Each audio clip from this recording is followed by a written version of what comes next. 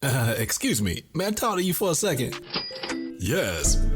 This is the Black Real Estate Dialogue, and the purpose of the Black Real Estate Dialogue is to document the journey of an up-and-coming real estate investor and to share the stories of successful Black real estate investors.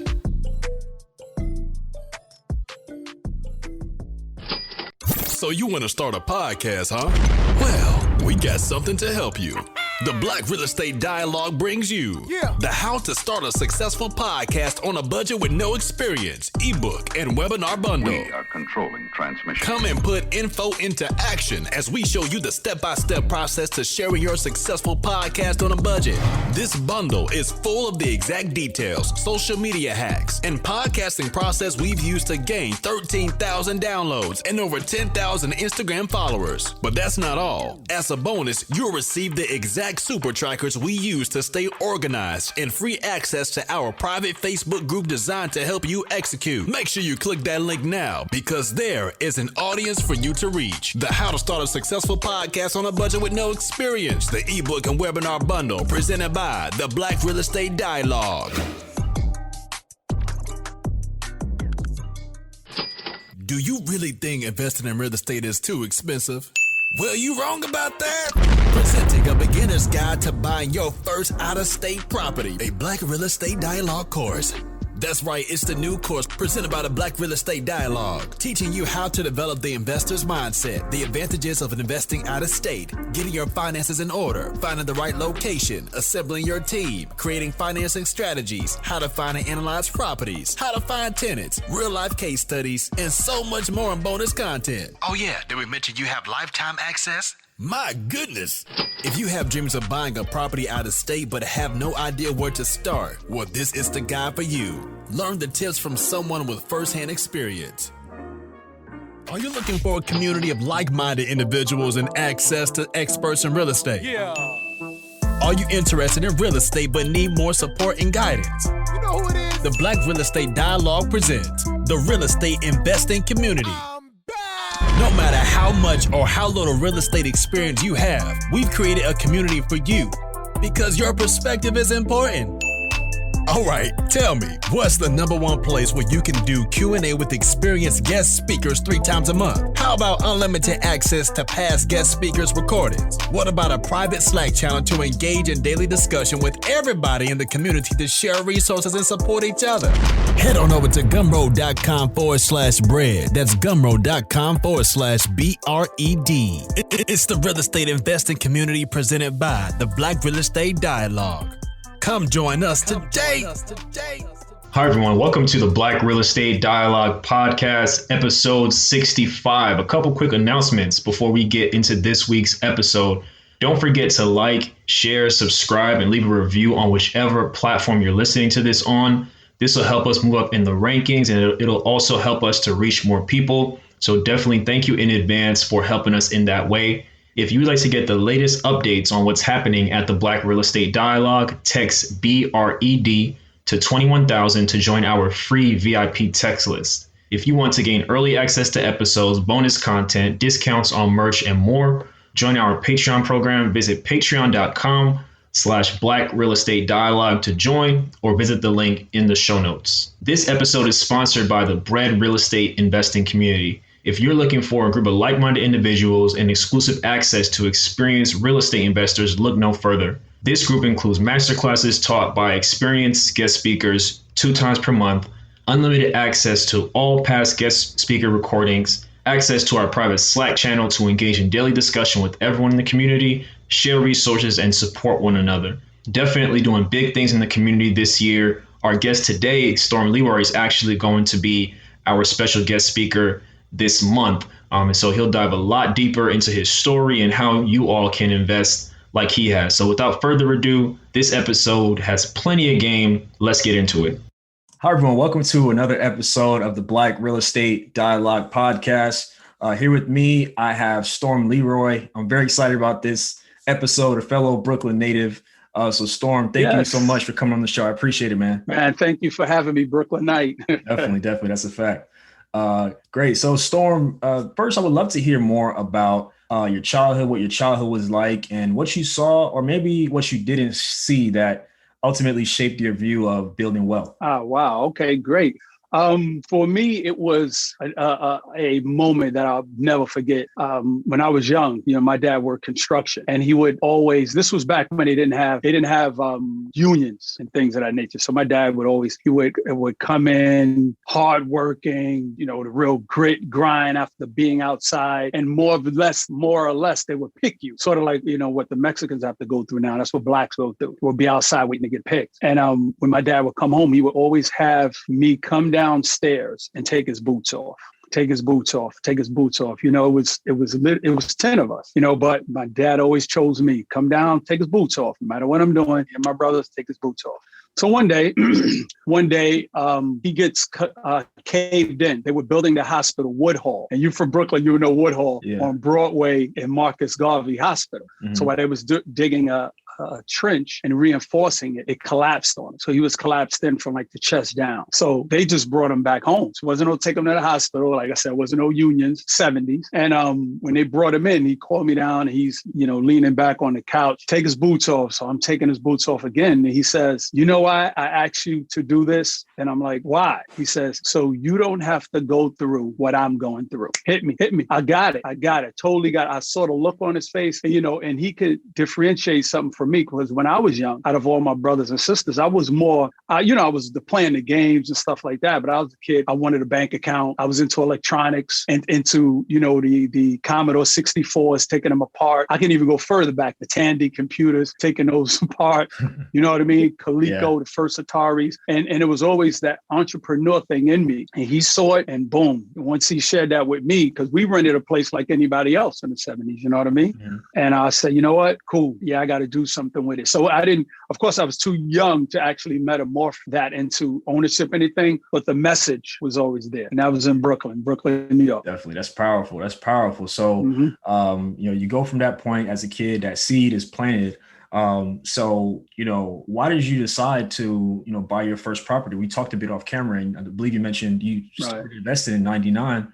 So take us back to then, the circumstance and what made you say, all right, it's time to get a crib now? Well, 1999, the summer, you know what I mean? It was one of those things where back then my dad also mentioned to me, he was like, don't pay anybody's rent. Even though we were paying people rent, we couldn't get ownership back then in the 70s. It was a different world with blacks owning properties.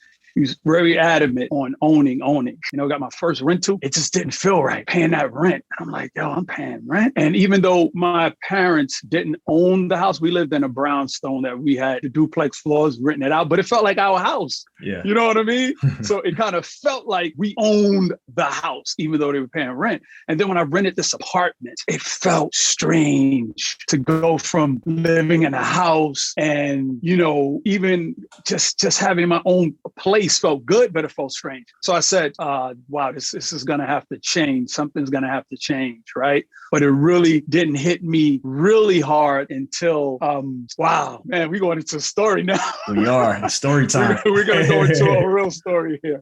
Yeah. So this was back in early 2000s. I was married at one time, got divorced. And I was in a spot where I said, you know what? I'm buying me a place. And I was so adamant at buying me a place. So I started looking, and I tried to get myself in this space where, you know what? If you're going to buy you a house, buy you a big house. Because I came from a brownstone. And back then, brownstones were $400,000. And that's what I did. I said, I'm going to buy me a place. I'm not buying an apartment. So I bought me a brownstone for about $375, close to 400. But what I did was I threw in another $150,000 for a construction loan, right? Mm-hmm. Now, what we used to do back then, the game was you get your construction loan for $150,000. A place wouldn't even need it, but they was giving it away. So I took the other $150,000 and bought me another brownstone. Wow. I took the $100,000 as the down payment on another brownstone. And $50,000, I did do some fix up in that brownstone. So the game was much different. So now I'm rocking two brownstones. Wow. I'm living in one of them on the ground floor, rented the rest of them out. And the other one, I had to do repairs on. I rented out the top two floors, but the bottom floor, I was gutting that. Well, I gutted the whole place, first of all. Then once I finished, I rented out. And then the bottom, I wanted to be something special for me. So what I did was the ground floor, I gutted towards the basement and I separated the basement and I duplex going down. Wow. Basement was huge. So I said, I don't need all the space for a basement. Put a spiral staircase in, did my walk-in closets, office downstairs, upstairs, beautiful layout. That's where I'm at now. Yeah. And incredible. Like you couldn't even tell now where I'm at. This is actually my spiral coming down into the walk inside of the basement, which is like another apartment. Right. So when I bought that place, I said, like I said, I was living in one, renovated that one. Then once I moved out of that into the brownstone I'm in now, it wasn't never about buying these places at $400,000 and thinking they were going to be worth $1.72 million. Like down the block from me 3 weeks ago, they just sold their place for $2.1 million. Are you serious? 8 doors down. Yeah. What? And I paid $400,000 for mine. Right. So, I'm going to cash out in a minute.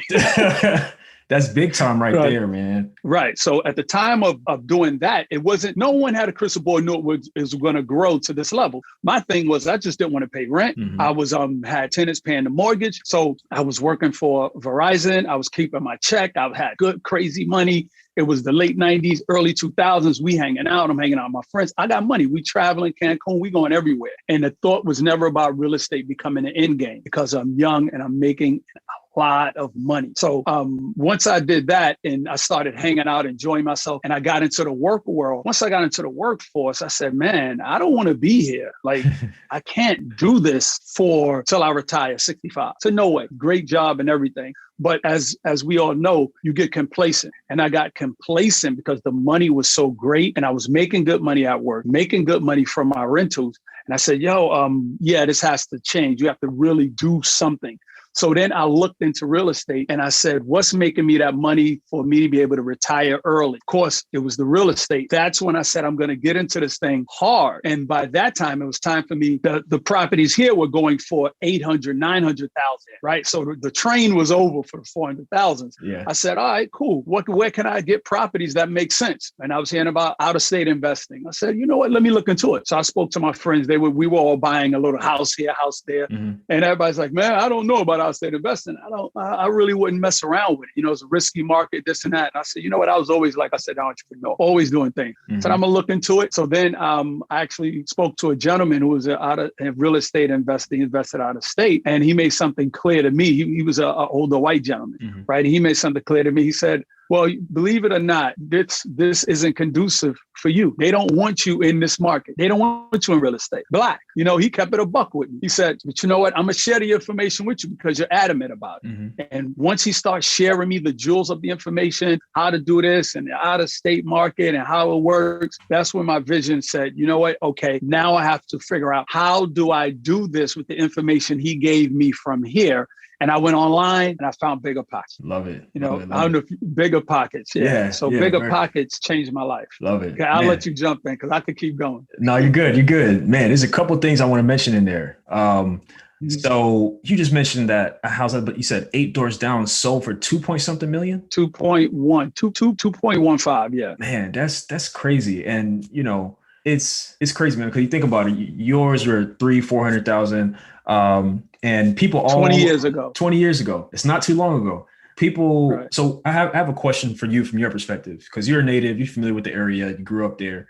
At that time, could you have foreseen, like in your eyes, was gentrification starting a little bit back then, or was it still pretty far off? Like what were you seeing at that time as somebody who's been there your whole life? Well, when you say back then, are we talking 20 years ago? Like 20 years ago. When did it start to? Like 20 years ago. Did you start seeing any signs of it, or was it pretty much the area? No. Okay. No, we definitely didn't see any signs of it. 20 years ago, we still had the remnants and the after effects of the crack era. Okay. You know what I mean? You had those people who sold crack in the 80s and that were on crack in the 80s, now in the 90s, covering crack addicts. They still was in the street. You had the kids that were born from the 80s of being crack babies, now they were crack baby teenagers. They were crack teenagers. So the adolescence, the energy, the schools were bad because they weren't, things weren't, I guess they weren't taught properly. They weren't prepared for when that baby that's been hyped up on crack for so many years become a teenager and go to school. And that's when you had a lot of the 80s ADD started becoming more and more popular. And, they talk about it now in songs and now, but trust you me, it was nothing like back then. No, I mean, it was rough. Schools were totally different. The kids were different. The mindset was different.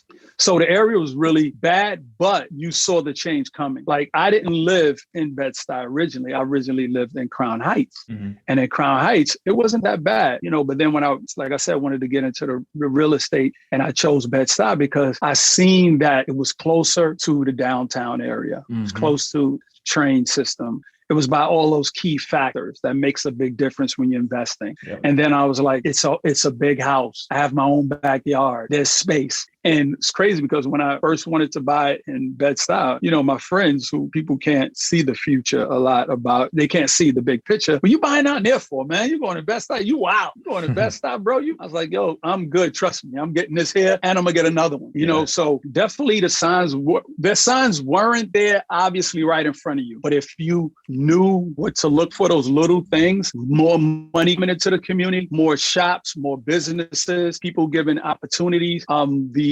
buildings are being bought out, like, during the era of I won't say abandoned buildings like cracks eras, but there was a lot of buildings that were just there. Even when I bought this building, there was 3 abandoned buildings on the block, but the word abandoned sounds bad. They were just, weren't habitable. Right. They weren't dilapidated, like burnt out windows, burnt out boards.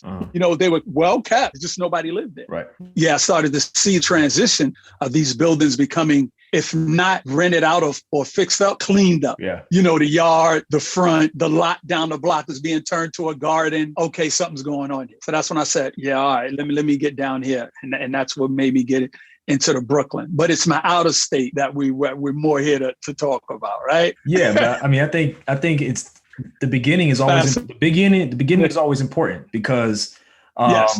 At that time, you're a young person and you didn't know everything, but you had an inkling. You're like, all right, it's a big house. It's by the train.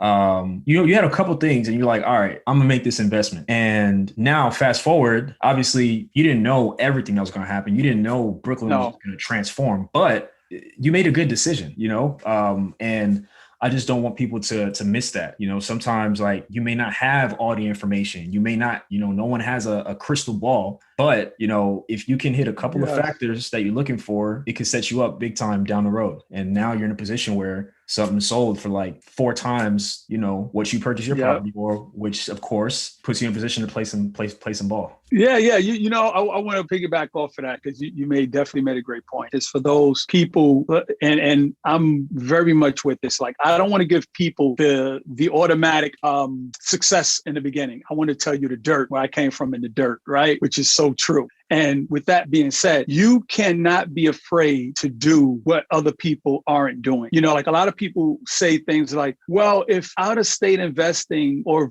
real estate is that big of a thing, then how come so many other people aren't doing it? And I tell them, no, the people just aren't doing it. You know what I mean? Like when I came to buy in Bed-Stuy, it was very few Black people like me buying. Like the people that were buying were Jewish. Mm-hmm. They were coming in here, buying them and just holding. And they were doing those things. Nobody, like I said, it was maybe one other friend of mine who was buying and, me and him connect. And that was it. I bought, like I said, I bought another one. So it's crucial to say to yourself, just because everybody else isn't doing it, that doesn't mean I'm doing the wrong thing. Maybe you're just leader of the pack. You're ahead of what's going on. And sometimes you cannot deny that thing in you is telling you this is the right thing to do. You have to investigate, ask yourself the questions, search for the answers, and don't rely from those answers from someone who isn't doing the research or doesn't know as half as much as you know, especially if they're not a risk taker. Like if worse came to worse and you bought a property, if I bought this property for $400,000 and okay, cool, things didn't work out, I'll sell it for $400,000. Mm-hmm. You get what I'm saying? Yeah. You have something tangible there.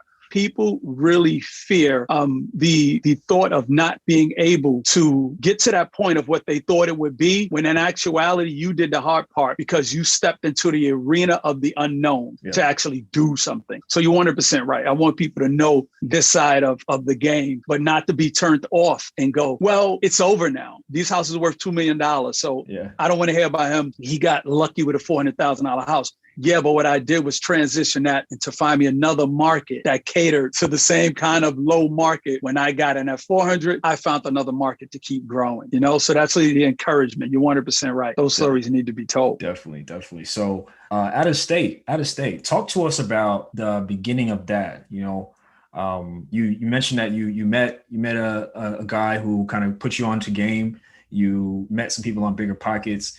Talk to us about, I guess, get all that information. Now talk to us about like, all right, when you found a place you wanted to invest and took it from there. Okay. Once I did all my research, meeting, talk to everybody on Bigger Pockets, the key was taking that relationship online and taking it offline, like connecting with these people in the chat rooms, the forums, you know, messaging each other back and forth, and then going, look, let's set up a call. And I'm talking to investors in other states. I'm talking about property management companies, building your team, this and that. And everybody's like, when you're in the real estate, you cannot stop talking about real estate, and you will share this information with anybody who's willing to listen. And that's why I tell people, when you talk to people like me or someone like yourself, you need to get the recorder going, because I'm going to give you so much information, so much jewels. You're not going to be able to write it down. You're not. So just be prepared to go, dag, I missed all of that information. Right. So this is what they were doing to me. They were just hitting me, boom, boom, boom, boom, boom, boom, boom. And what I did learn, and I have a section, you know, I have a course that I teach, and inside there I have a whole section dedicated to Bigger Pockets. Like, it tells you how to navigate and become from a newbie to literally a pro. Because when you get in there, you can't hit that form and start asking questions. You kill yourself. And I literally jumped in. It was like, what's the best place to invest? What's this and that? And, you know, somebody actually pulled my coattail and said, listen, my man, I notice you're very active here, but don't ask the same questions that somebody else asks. Type the question in the form and search for the question. The answers are going to be there. You know, you come here with a good question that somebody hasn't asked, you're going to get a lot of people replying, and then they're going to remember you. You're going to become friends with them. You're going to, you know, and I said, okay, cool. And that was it. I started searching, making those relationships. So then, now, once I finally figured out and I said, okay, I want to invest in my first property, the key was finding a property management company. You know, well, even before then, I had my funds in place because I had sold one of my properties here at a height where 800,000. I said, it's not going to get no higher than 8. But if I known, I would have kept it to 2, right? But who thinks you're going to get something for 4 to 8? Catch me out. You know, I'm going to go and move my market somewhere else. So I started looking in Georgia. I started looking in Alabama. I started looking in Delaware, Baltimore. I started looking everywhere. So once I narrowed my searches down, I said, you know what? I'm going to get into Indianapolis. My first properties, I started looking there, and I connect with a property management company. So once I got the property management company situation together, they were so intricate because just from having these experiences, I were able to tell them where I wanted to invest, what could they do, what were their fees, what could they help me with, things of that nature. And the key was people on Bigger Pockets tell you up front, this is a great one, this is a bad one. This is a good one, that's a bad one. Like, once they kind of cemented the relationship, this one is it, I'm going with that. Because these are the other investors who are seasoned. Why am I not going to listen to them? So then once I listened to them, got the property, got the first one up and running, I said, because I was a landlord here in Brooklyn, so I was constantly always doing stuff. But once I did that and I realized, I just bought a place with tenants. I don't have nothing to do. Let me get another one. So next week, I'm looking for another one. 2 weeks, got another one. Close on that one, about a month, another one. Next you know, cool, another one. Said, okay, now the only hiccup for me was we're dealing with banks, you know? So I tell people there's this thing I call a trifecta. The trifecta is using one mortgage to get you 3 investment properties. And that's what I did with banks, right? I have my primary residence. But when I wanted to do an investment property, I had the investment property purchase agreement, had the pre-approval.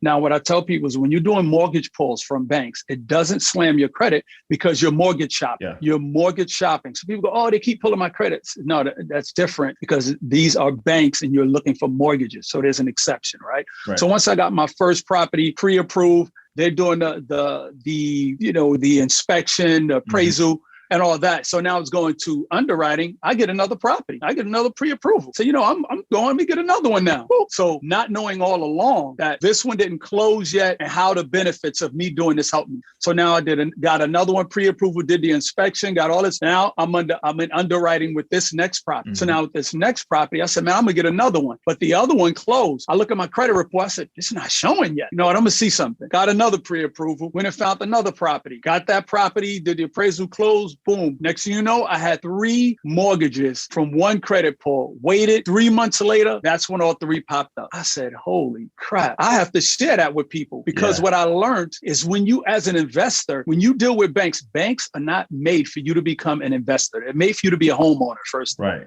They want to be a homeowner. So, but other people that I know that have investment properties, they had a primary and then investment property. They would get a bank loan. And then once that investment property closed, the banks will not, when you try to get another investment property, banks will not consider your rent from the investment property towards the mortgage. So now they're looking at your salary to pay for your primary residence mortgage and the investment property mortgage. They're looking at your salary to cover that mortgage. Right. Most banks do not count that money at all. They will count a small percentage of it. They want to see the lease, but most of them do not count. So now here it is. They go, we can't give you another mortgage. So now you're stuck with 1 primary residence and 1 investment property, where when I did the trifecta is what I call it now, I end up getting 3 properties from doing that system. So I preach that system and tell people, if you're going to do it, try to do that system, because once you get 1, you consider yourself moving into hard money and private money from that point on. Yeah. You know, learn to be financially savvy. Because when you get into real estate, as you know, we have to become strategically smart and crafty with doing deals and numbers and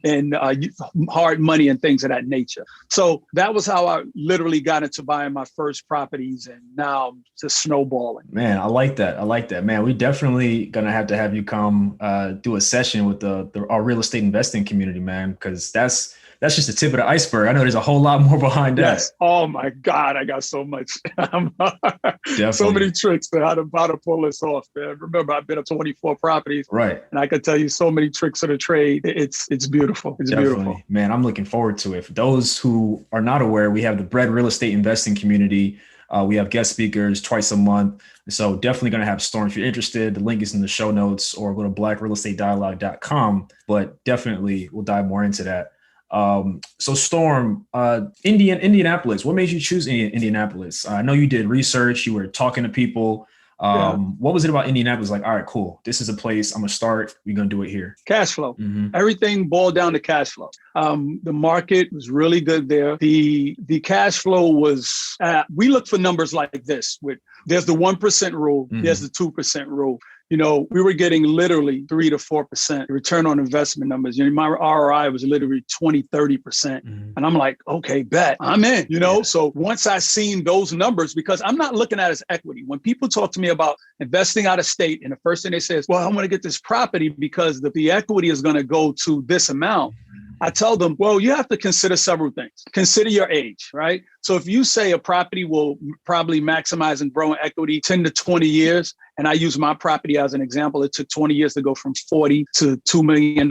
How old are you at that point? If you're 30 years old and you said you're going to wait 20 years to maybe your property go from $400 to $2 million, first of all, that's a maybe. Now, what you're doing is you're tying up a lot of money into a property with minimum cash flow. So now let's say if you minimize and I'm going to sacrifice getting me great cash flow because I know this property is going to be worth this much 10 or 20 years from now. Do you know how much money you're losing? Like, as an investor, for me, with real estate, I'm never looking at the equity in, because to maximize equity, you're going to have to hold properties for somewhere up into the 10 to 20 year range. You're not going to have those situations of the San Franciscos where you might get that impact of the boom, or for example, now where Google and Tesla is moving to Texas. So it's going to be a sharp bump in the equity in those properties. Those are slim to like really rarely times for that to happen. And then you must never forget you're into this for cash flow because you're an investor. So that should always be the top of your list.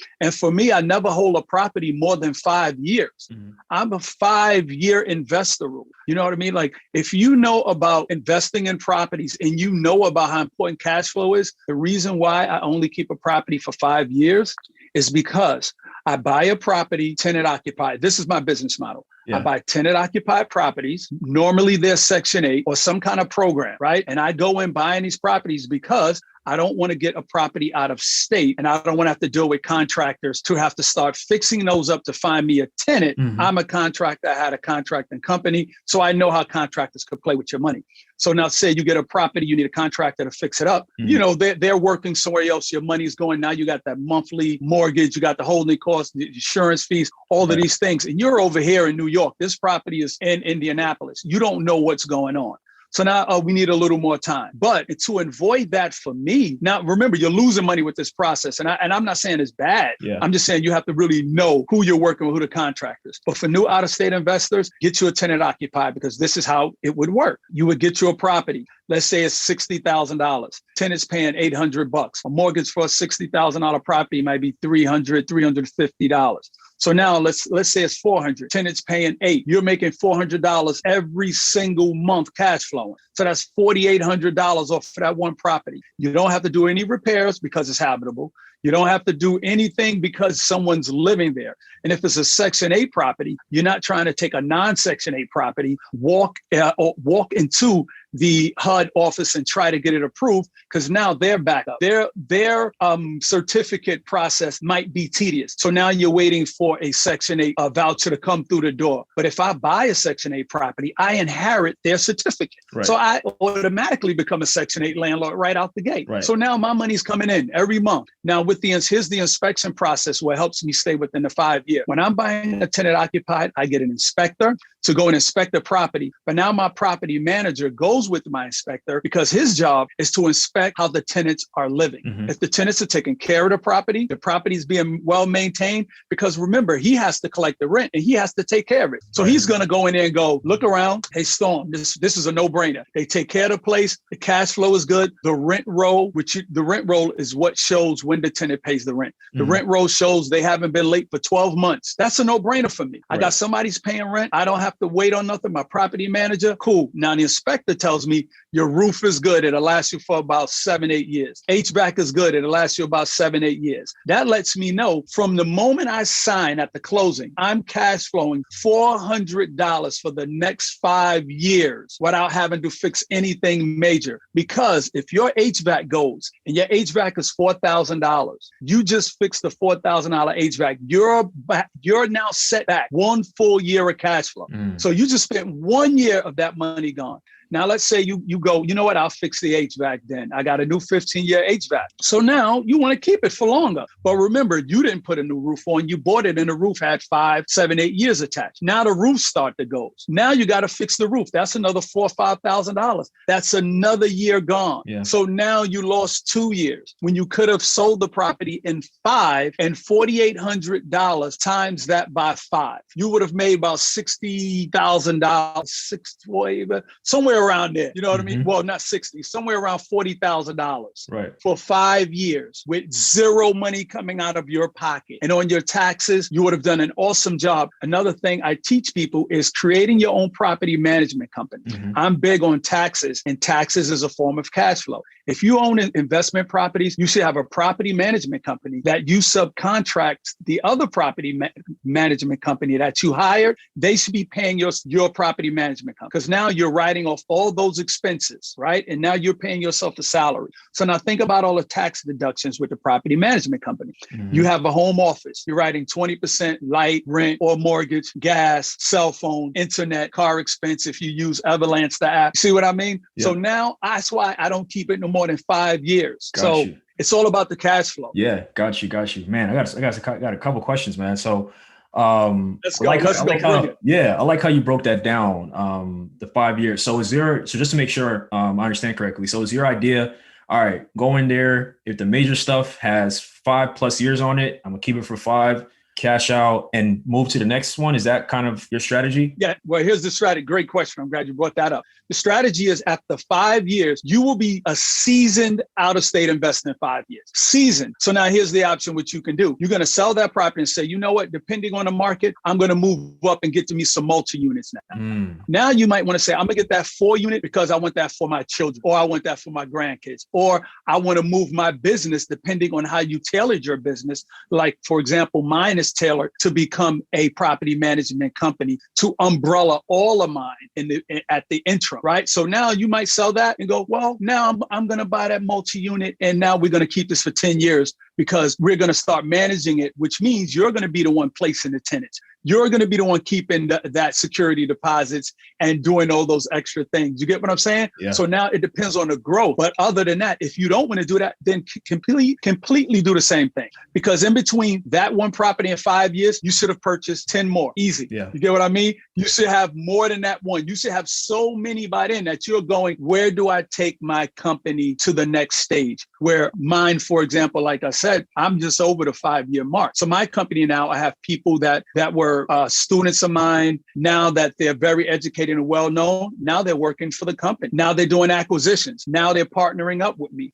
Now we're moving into the bigger units. Now we're getting ready to do these gigantic things. You know what I mean? Yeah. Because it depends on where the growth are you going to go from here to 5 years. And projection is very important. Definitely. I love it, man. So you started with those three homes that you got pretty quickly in Indianapolis. Where did it go from there? You said and this was 5 years ago that you started out of state? Yeah, I started in 5, and I can tell you all the states I'm in now. Yeah. I'm in Indianapolis, I'm in Milwaukee, I'm in Alabama, and I'm in Georgia, and now I'm in contract in Cleveland, and I'm in contract in Memphis. Man, you're just all over the map, huh? I'm an out-of-state investor, not a one-state investor. That's what I tell people to do. Yeah, I'm an out-of-state investor. Where the market's hot, I'm going. You know what I mean? Because I don't have to go. Like I've mentioned before, I've only seen 2 houses out of my max 24. Yeah. I've never seen them. It's about delegating duty. You know, I've seen the ones in Georgia because I have family there. That's the only reason. But the key is when you don't have to, getting past fear is with the inception of knowledge that you get. When you get the knowledge in you and you delegate duties, it's my inspector's duty to tell me about the property. It's my property manager's duty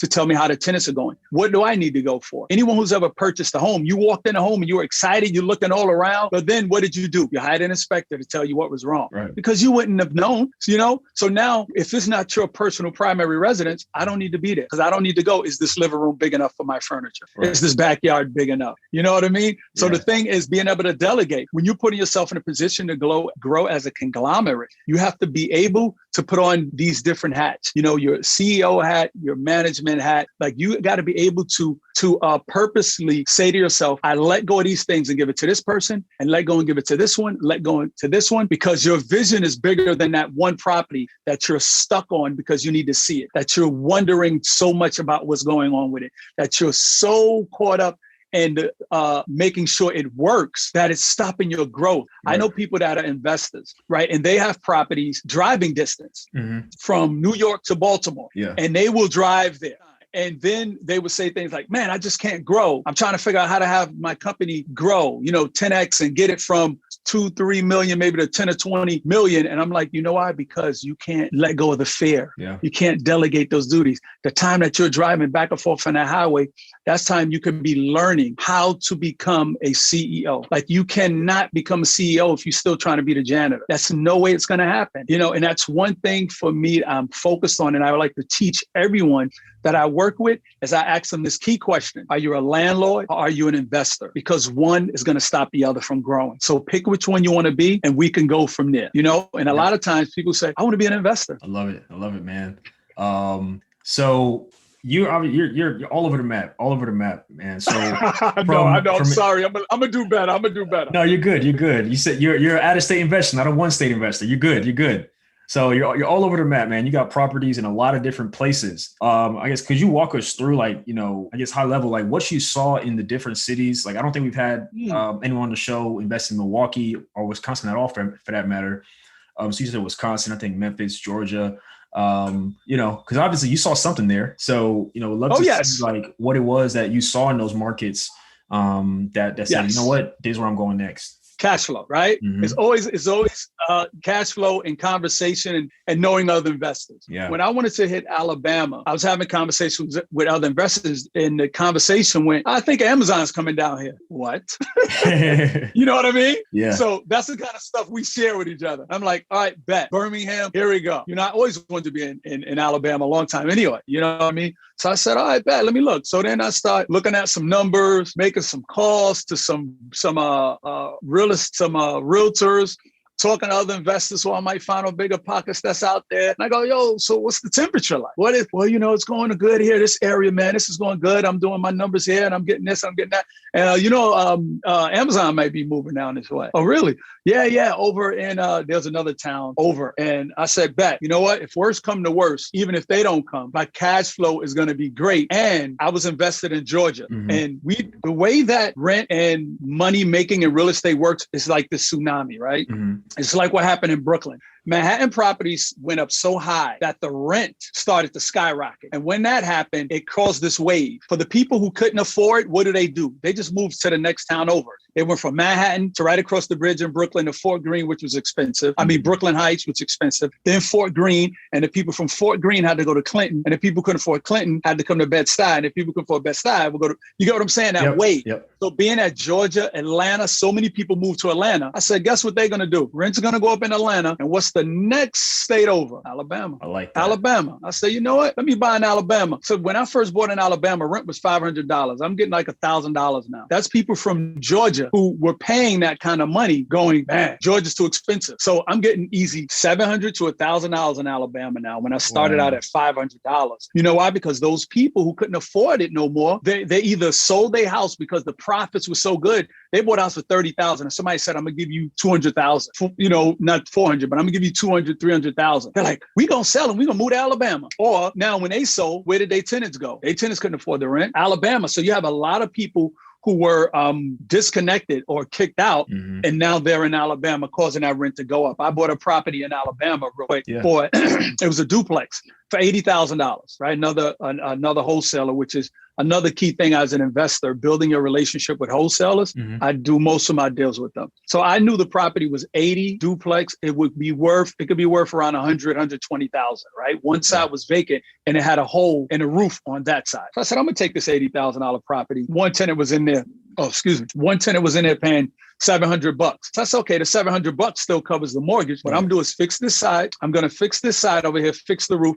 And once I fix that side, fix the roof, rented them both out. Both of them are renting now for $800. Wow. But once I did that property went up to $160,000. $160. You know why? Because everything started happening. The traffic started coming in. Amazon started coming in. Everybody wanted to be in Birmingham. Downtown Birmingham now, everything in Birmingham is going nuts. Wow. So that one property, that one I might keep more than 5 years. That one right there because of what's going on. Unless somebody knocks on my door and says, I give you $300,000. My thing is this, if you're able to cash out, double your money, after you pay the mortgage off, double to triple your money, take it and go. Yeah. Like, let me give you an example. Like my property here was $400 and, I'm going to be leaving here because I'm coming down to Georgia. I already bought my house 2 years ago. That's where I'm going to be setting up my property management company. And the reason why I'm buying so many properties in Alabama, Georgia, Memphis area, right?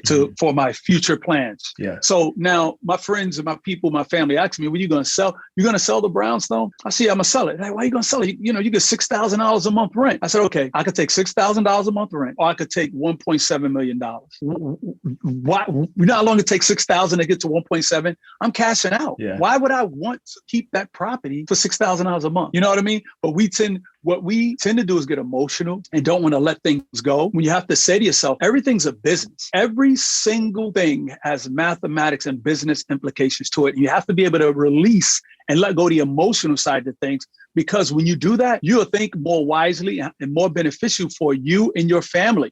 There are people who will hold a family heirloom that their great-grandmother gave them, a brooch or something that she paid $100 for. And this thing is worth $30,000 to $50,000. And they go, I'm not going to sell it because my great-grandmother gave it to me. When your great-grandmother probably saying, take that money and create generational wealth with it. Buy a home, do something with it. Because you know why? If that brooch or whatever falls into the wrong family member's hand, they're going to sell it and do something dumb with the money. So my thing is, family heirlooms are fine, but there comes a certain point when it's an object, when the money you can do something bigger with. Then you will make your great-grandmother happy. Got it. I got a question about that. So yeah, you see it, on the internet and otherwise. Don't sell grandma's house. So there seems to be two sides, right? One side is like hold forever, never sell. And the other is kind of in the vein of what you're saying, like hold for a period of time, sell and do something with the money. And I feel like it's like a back and forth, right? It's a back and forth debate, Right. which is interesting. So what do you say to those who say, I'm never selling? You know, like I know somebody out here in LA, they have a house worth several $1 million that's been in their family for like at least probably 40, 50 years. What do you say to that person that's sitting on most likely a paid off property or with very little debt on it and very well could cash out several $1 million or in another market, several $100,000? Right. What do you say to the person who's like, I don't know what to do with the money, or I just don't want to sell? Like, what are your thoughts on that? That was key what you just said. They don't know what to do with the money. Because that my thing would be, what is your plan? Like, you're going to stay in this home. You know, they left you the house for $4 million, $5 million left it to you. It's paid off. It's worth $5 million.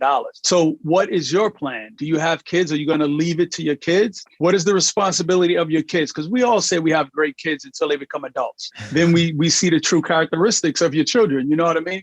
Yeah. So my thing is this, even if you don't want to sell the house, prepare to do the right thing. And what I mean by that is I talk about a trust, right? If you're not going to sell your home, put your house in a trust, which is my breakout, the video that kind of made me popular. Take your house out of your name. Put your house in a trust. What I did was I created a video and I showed people how the trust from 1934 of Rockefeller was able to pay 11 generations, right? This is what I did on my snow day. Like Wow. I have the weirdest thing, right? So I said, I created a video. It's on my Instagram. How to take $500,000 and create generational wealth. What you can do with that house that's worth $4 million, you say, I don't want to sell it. I want to leave it to my children. What if you leave it to your children and they sell the $4 million and now they both blow the money? Now the whole concept is gone. So now you put that $4 million home in a trust. In a trust, your children are the beneficiaries. You say the house is worth $4 million. My children get $1 million of that. $1 million. The other $3 million stays in the trust and gets invested in the S&P 500 market for 18 years, right? And I'm gonna tell you why. This is what Rockefeller did. Yeah. So now, when your children have children, which are going to be your grandkids don't get a piece of the trust till they turn 18. So now remember, you just put $3 million into an SP 500, gaining 6% interest every year for the next 18 years, because that's when your grandkids get a piece of the trust. So now when they turn 18, they get 10%. Most likely now that 3 million is about 6. So now they get 10%. So they all get 600,000 a piece, 600,000. Let's say you have 4, 600,000, 4. That's 2.4 million. You have 6 million in there. So now you have 3.6 million left over. That's going to stay invested in the SP 500 until your grandkids have your great grandchildren. And when your great grandchildren are born, they don't get their money until what age? Come on, say it with me. 18. 18. Now that money just got invested again for 18 more years, more likely 20 some odd years, right? So now they get 10%. Every grandkids gets 10%. So now that might be a larger amount, but still that money again goes down. This is what Rockefeller did for 11 generations. Wow. Yes. I didn't know that. 1934. Yes. This is how my life is, man. I try to pull out the things for us to become successful. And we heard so many people talk about generational wealth. And this is what sparked me, because we always say, buy a home, buy a home, buy a home, buy a home. But you don't tell nobody how to buy a home. But now we got people telling people how to buy a home. Create generational wealth, but you don't tell people how to do it. And I said, okay, I'm going to find out how to do it. How? Find somebody who successfully did it. Who? Rockefeller. Boom. Here goes trust. Let me spend a snowy day in New York. And I looked through the whole thing, figured out how they named the unnamed children, how he dictated how it should go. And it's a fascinating thing when you get time. Check my timeline or my YouTube. I'm looking on that tonight, man. I took a marker and a board and drew it out, and everybody was fascinated. And literally I said, there's no excuse now. Yeah. I showed you how to do it with a $500,000 life insurance policy that costs $150 a month. Man. So that's what I would tell that person. Yeah. The short answer, do something where no one can ruin the wealth of that family in that home and can spend it all by putting it in a trust. We should never use a will no more. When you hear the word trust, you always think about wealthy families. When you hear the word will, you just think somebody died and left somebody something. Yeah, man. We should start using trust. Wow. I'm like blown away, man, because I think for us, for the Black community, I think that's the next level, get into a trust. Like this is the first that I'm hearing about a trust in this, I guess, in such detail, which clearly shows that there's an issue here, right? It's something that we should all be well aware of. So we talk about generational wealth, but the missing piece, I feel like, is the instructions. Like, what happens after I'm gone? What if, you just gave an you just gave an option, right? So if something is sold, there could be specific instructions. If it's so, and that way, 1934. That's almost 100. 1934. That's not too far from 100 years. that money is just Yep. literally, and I'm pretty sure unless they tricked all the money off, every one of those generations, they're doing okay. I would assume. Yes. You know, man, that's fascinating. That's fascinating. I'm checking that video out. Let's get off today.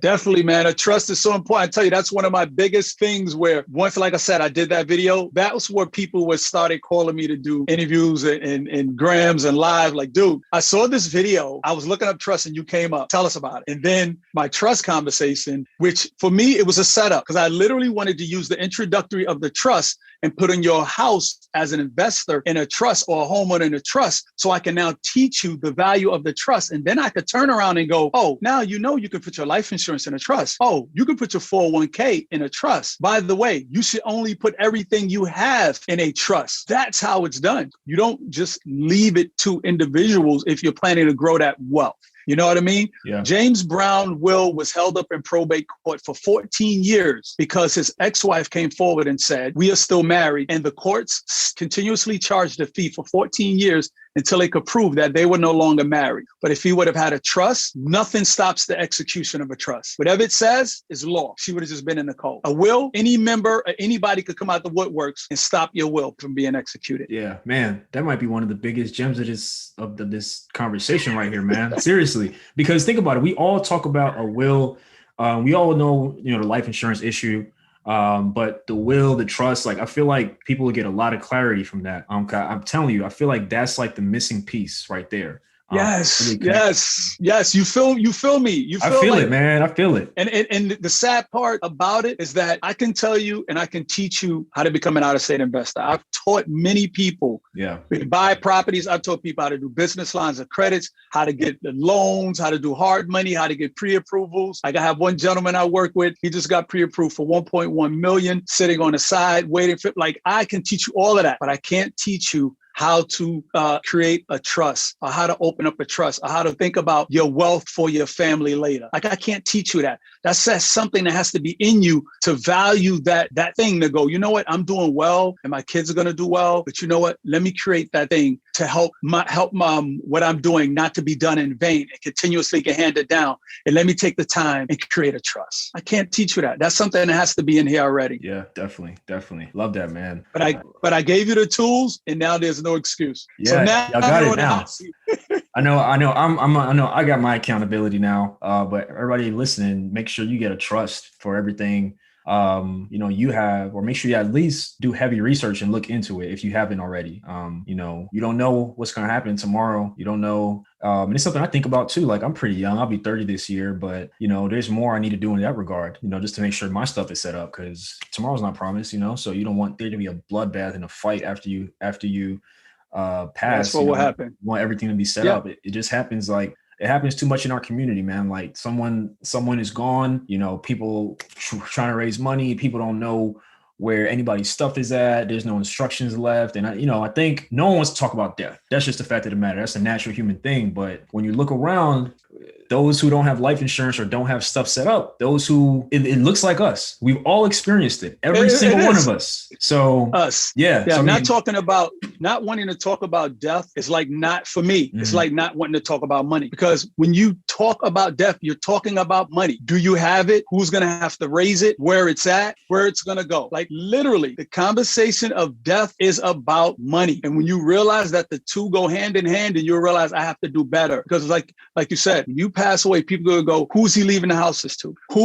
Where's his life insurance policy? Did he have life insurance? Who's going to be the executor of this? Who now once probate gets their hand on the will, probate goes, okay, who's going to be the one to carry out this, whatever. And then let's say you left two of your children more than the other one. The other one goes, I want to contest the will. Probate court holds everything up. Nobody gets anything. Now let's say your money in your bank accounts needed to bury you. That money can't be dispersed to bury you because it's being held up in probate. Imagine you having a spouse, one of your kids from your other marriage or relationship, or even your kids in that marriage go, no, I'm contesting my dad will, but your wife needs that money in one of your bank accounts to bury. She can't get the money. So you just sitting there waiting until this is over to be buried so they can free up the money. You have to prepare and do something the right way. So talking about death literally is talking about money. Yeah, it really is. Definitely, man. Definitely. So what does the future look like for you? You mentioned that You want to you're transitioning down to Georgia. Eventually you'll sell the property in Bed-Stuy, and kind of start your, I guess, spread your wings, if you will. But yeah, break it down to us. And also, how many units are you up to now out of state? Well, right now I was at 24. Then I went down to 18. And right before COVID hit, I sold 3. Can you still hear me? Yeah. Okay. Yeah. One of my earpieces went dead. I sold 3 in Milwaukee and went down to 15 because I was going to buy a bigger unit.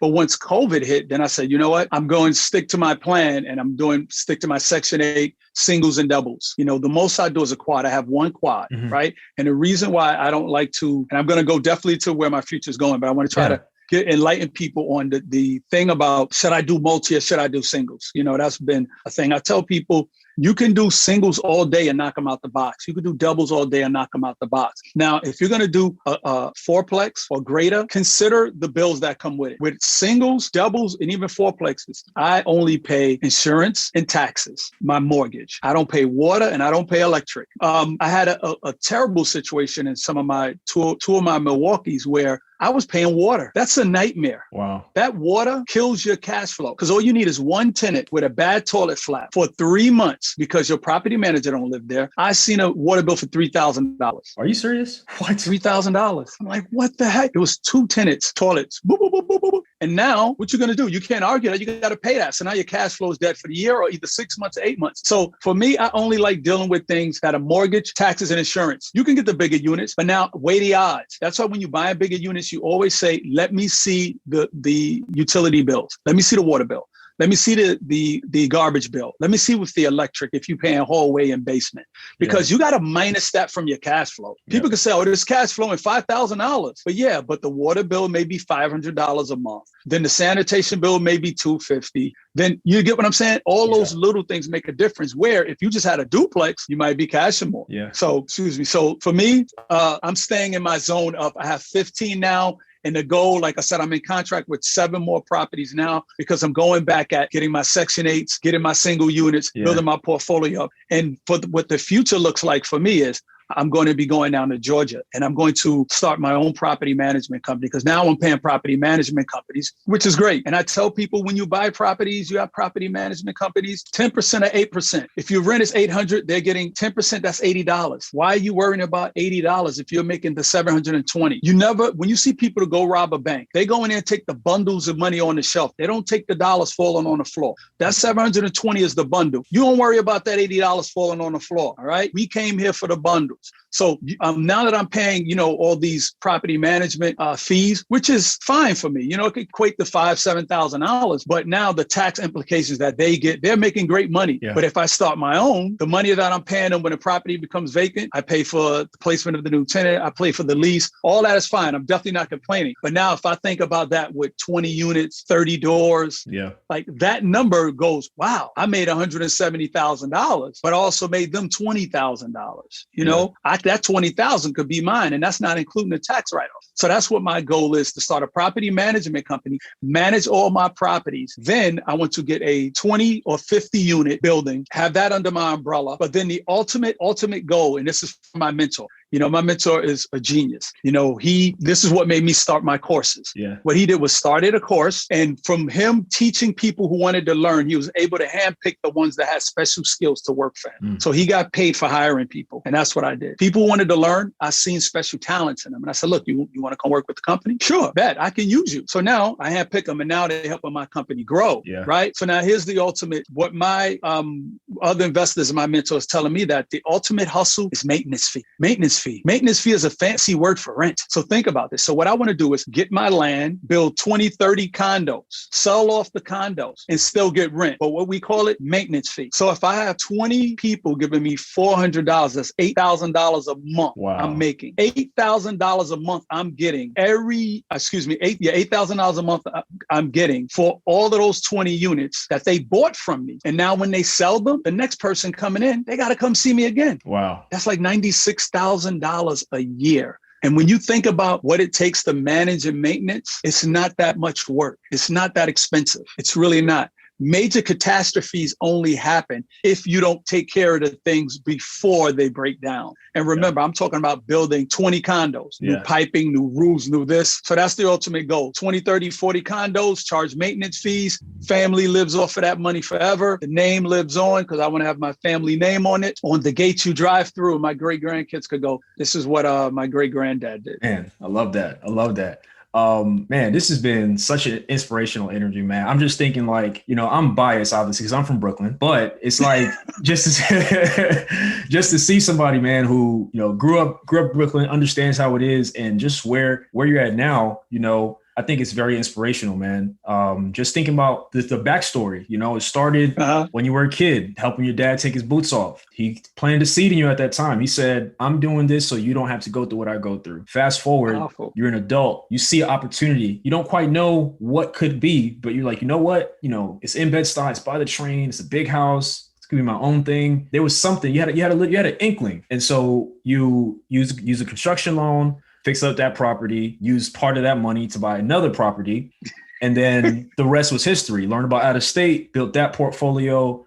And here you are now. And it's still only the beginning. You have a long way of going, a lot more to accomplish, man. But yeah, I'm inspired. I can't wait to put this out. I know the people will get a whole lot from it, man. So I really appreciate you coming on, brother. Thank you, man. Like, listen, my goal is to teach people about the out-of-state market like yourself. And I want people who live in these big markets to not feel like they're boxed out, because everything is so expensive. My mission is to make sure I let them know you can get you a $60,000 property because that's only $12,000 down. You can partner with somebody and go 6 and 6 and you guys could get started. In my whole course that I have, and I'm going to give guys a great discount for tuning in if they want to get the course, definitely. You know how we got to do it. Oh, yeah. But I want people to definitely, I teach you step by step. Mental, I unlearn. My first lesson is unlearn to relearn. Because I need to adjust your thinking on the fear of the property being out there. I need to teach you how to do your numbers. I need to teach you how to use a rental calculator. I need to teach you, there are things that I went through, like bestplaces.net. That was one of the places that I went to learn how to find out demographics of a neighborhood, how much money comes in the state, how much jobs came in, how many jobs left, how much money is allocated per student, how many students in a classroom, what is the crime rate, what is considered a high level crime. Because the trick with buying out of state also, people can see a high crime area and go, I'm not buying it. But the high crime is car break-ins. You see what I mean? You're fooled because you see the high crime. You have to be able to analyze and go, oh, both of these are high crime. One has high crime car break-ins. The other one has a lower crime rate, but those crimes are murders, stick-ups. You would rather take the high crime that are car break-ins and pickpockets, so all of this stuff I learned and maneuvered through. And here's another strategy for me. I've learned how to find deals. I don't know if you want me to go into all this good stuff. We'll get into that in the community, man. We'll get into that in the community. They need this. Because I was going to tell you how we're gonna do it. Do everything. We're gonna do everything. Yeah, if y'all want the game, man, join the Black Real Estate Dialogue, real estate investing community. We're gonna have Storm. He's gonna dive into a whole lot more detail. But man, that's great. So where can people find you? Where can people buy your course, access all your information? And, if there's anything else you offer, coaching and such, definitely let us know. And we'll make sure that's in the show notes when this episode comes out. Definitely. They could find me on Instagram at storm_management_investment. My course, you can go to my hub. My hub is askthemovement.com, which I need to really explain real quick. Once I got into wanting to teach people, I created a movement called Ask, ASK, always seek knowledge. So Ask the Movement was designed for people to feel comfortable with asking questions because it's so crucial to be able to ask someone a question and not be fearful of getting a response back or getting denied or sending that message to that individual and no one's responding. Because that's what you hear. A lot of people who send me messages and question, they go, man, I can't believe you answered. I can't believe you called me. I can't believe you gave me the number to call you. And I said, because I'm on a mission to make sure that you're able to take that one moment of feeling the right way to do something and I don't crush it by not answering. Because there's those moments that are pivotal times in people's life. And you really can help them cross the threshold to going, I'm doing it because I spoke to him. And I've impacted people with just from little messages and things like that. So Ask the Movement is a real something that's really near and dear to me. This is one of my shirts, I have hats and hoodies and all kind of stuff. So you would go to askthemovement.com. You will see a course, click on the course. You'll see it gives you the breakdown. I have over 50 something lessons. You must hand in homework. I'm attached to the course where when you sign up, I see it. I watch you as you work. You submit the homework. I check the homework. You can't get to the next level until you finish, because I need you to know your numbers. If you don't know your numbers and you're just passing through, then it's like just pushing you through school. You're going to get out there and fail in the real world. So be ready for that. All my assignments. And the key thing, I'm holding hands with you through the process. And I tell everyone, don't ask me to be your mentor. It's going to cost you for me to mentor you. But if you buy the course, I automatically become your mentor. And the course is cheaper than me mentoring you. So just take the course and then automatically I'm your mentor for life, because I want to see you succeed. So it's my Instagram I gave you. My hub is Ask the Movement. And my YouTube, where I have a lot of videos. And I'm starting to transport a lot of bigger files. There is Storm Management Investment also at YouTube, to where you guys feel free to send me a message, any thoughts, any questions. Trust me. Oh, and also take your house out of your name for you guys who own your own homes. I wrote 2 ebooks and I have those literally on sale up there for like $12 for both. Get the ebooks, learn about a trust, learn about taking your home out of your name for the benefits of asset protection, the benefits of becoming a property management and collecting taxes, and the benefits of being able to do bigger write-offs. For example, if you were doing renovations and things of that nature, that thing is a masterpiece on how to do FHAs and everything with a trust. Definitely. We will have all of that in the show notes, Awesome. Well, thank you all so much for listening to another episode of the Black Real Estate Dialogue podcast. If you'd like to support us as an official patron, go to patreon.com/Black Real Estate Dialogue. If you'd like to stay up to date on what we have going on, text BRED to 21,000. And lastly, if you'd like to join the Bread Real Estate investing community, go to blackrealestatedialogue.com. All the information will be there. Hope to hear from you all soon. Thank you for listening to another episode of the Black Real Estate Dialogue podcast. Remember to follow us on Instagram at Black Real Estate Dialogue and on Twitter at Bread Podcast. That's BRED Podcast. Until next time.